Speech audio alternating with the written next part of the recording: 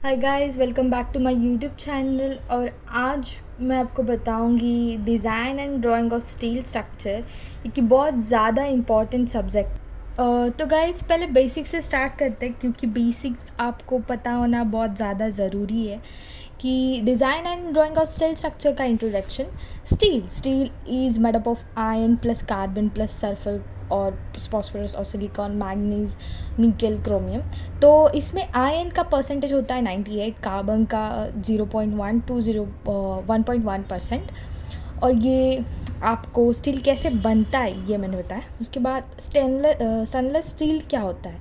तो stainless steel plus nickel plus chromium, ये इसका क्या कहते हैं, स्टैंडर्ड प्रपोर्शन है सबका, जिससे कि आपको स्टील मिलता है जो कि रस्ट नहीं होता। ओके, तो ये बात एक याद रखना। और why to use steel in structure, it has a high strength to weight ratio, which means it has high strength per unit mass। इसकी वजह से हम स्टील यूज़ करते हैं स्टील स्ट्रक्चर में। ये तो आपको पता होना बहुत ज़रूरी है, क्योंकि आप सब्जेक्ट ही ऐसा स्टडी कर रहे हो स्टील स्ट्रक्चर, तो इसमें ये क्वेश्चन तो पहला ही आएगा। तो उसके बाद type of steel structure and structural materials. Okay, तो पहले आपके जो भी ये आपको बुक में भी मिल जाएंगे, इट्स नॉट कि कौन सा मैंने रॉकेट साइंस ढूंढ के निकाला है। तो tower, roof truss, water tank, bridges, ये सब। And then coming to the next part, steel structure. Steel structure क्या है, तो it is the metal structure made by different member of steel to carry external load and movements. Design, it is a method to determine safe and economical specification of structures or member to carry external load and movement without any failure। तो ये कुछ physical properties है, और ये मैंने as per एश code 800 2007 के हिसाब से सबके जो वैल्यूज़ है निकाल लिए। तो आप एक बार वीडियो पॉज करके ये सब लिख लेना, क्योंकि ये बहुत ज़्यादा यूज़ होता है। एंड फिर आगे चलते हैं। तो आपको तो पता होगा कि कोड जो यूज़ करते हैं वो IS 800 2007 अभी हम लोग यूज़ करें। तो आपको ये सब्जेक्ट के लिए एक IS कोड लगेगा 2007, जो आप गूगल से डाउनलोड कर सकते हो, क्योंकि इसका यूज़ बहुत आने वाला है। तो मैं आपको रेकमेंड करूँगी कि आप उसका प्रिंट निकाल के रख लो, ताकि आपको उसका यूज़ हो जाए। और ये एग्ज़ाम में भी अलाउड रहता है गाइस, तो मतलब उस कॉलेज वाले प्रोवाइड करते हैं। तो उस वक्त आपको ये सब्जेक्ट इसलिए ईजी है क्योंकि आपको कोई फार्मूला लर्न करने की ज़रूरत नहीं है। जो भी फार्मूलाज आपको लगेंगे वो ऑलरेडी वो आइस कोड में रहेंगे, तो आपको वो बहुत ज़्यादा ईजी हो जाएगा। तो बच्चे इस सब्जेक्ट को हार्ड समझते हैं, बट ये हार्ड है नहीं, क्योंकि इसमें हार्ड जैसा कुछ बात ही नहीं है। सारे फॉर्मूलाज तो आपको आइस कोड में ऑलरेडी गिवन रहेंगे, सिर्फ आपको वो पुट करके वैल्यूज़ निकालना है। अगर आप कंटिन्यूसली मेरे सारे लेक्चर्स देखते हो तो आपको ये सब्जेक्ट में बैक लगना तो मुश्किल है। तो क्योंकि इसमें यही प्लस पॉइंट है कि आपके पास सारे फॉर्मूलाज रेडीमेड है बुक में, आपको सिर्फ पेज नंबर पता होना ज़रूरी है। वहाँ पे जाके वो पेज नंबर से वो फॉर्मूला ढूंढो, वो पुट करो। ये जो बातें मैं गाइस बता रही हूँ आपको, ये आपको कोई नहीं बताएगा। Okay, so please like and subscribe my channel. उसके बाद हम लोग डिस्कस करते हैं।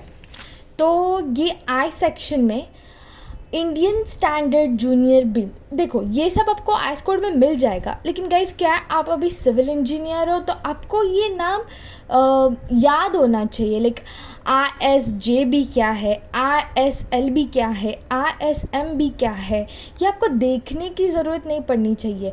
अभी इसमें कॉमन तो IS मतलब इंडियन स्टैंडर्ड, ये तो कॉमन है। सिर्फ ये जूनियर, ये लाइट, ये मीडियम, ये वेट और ये हेवी, बीम।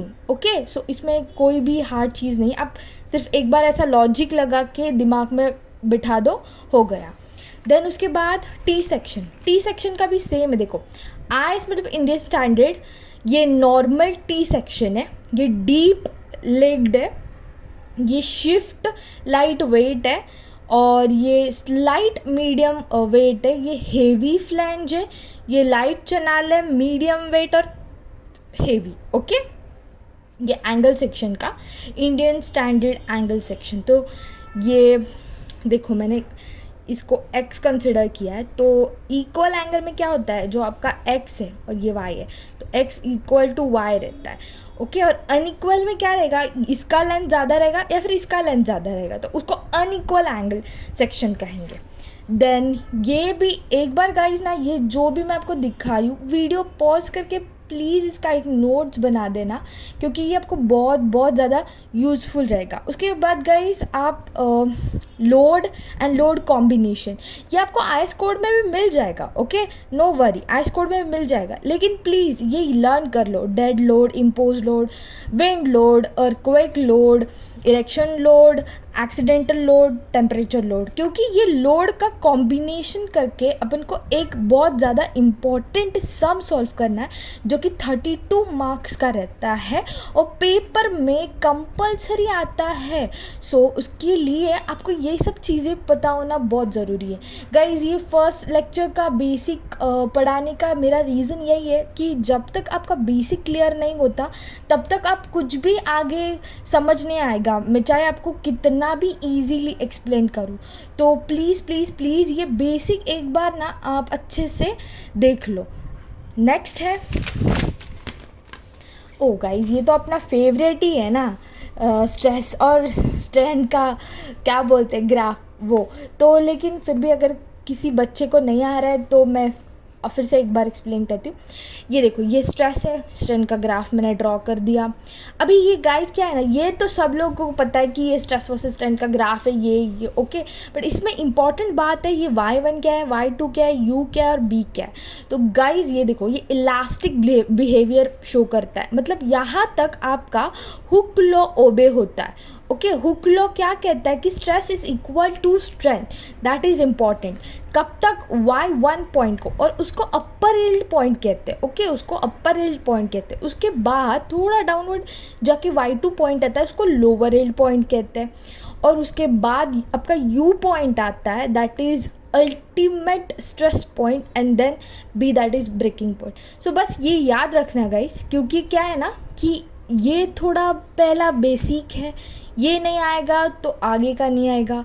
तो ये डायग्राम खाली याद मत रखना, ये सब पॉइंट्स भी याद रखना, ओके। पॉज करके एक बार ड्रॉ कर लो, बात ख़त्म हो जाएगी, एक बस आपके दिमाग में एक बार बिठा दो ये सब, ओके। देन मैंने ये डिफरेंस इन बिटवीन लिख के रखा था, WSM वर्सेस LSM। तो क्या होता था, मतलब बेसिक के लिए कभी कभी पूछ लेते हैं एग्ज़ाम में, but I am not sure कि पूछेंगे, बट पूछा नहीं पूछा आपको पता होना ज़रूरी है। अभी क्या है ना, अभी हम लोग WSM सिर्फ वाटर टैंक के लिए, मतलब बनाने के लिए यूज़ करते हैं मेथड।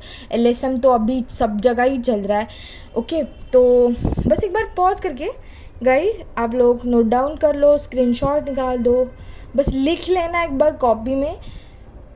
देन हम लोग आगे चलते हैं।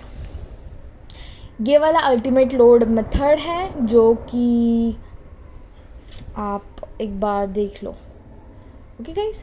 तो आज के लिए इतना ही। अगर पसंद आ गया होगा तो please like and subscribe my YouTube channel. Bye guys.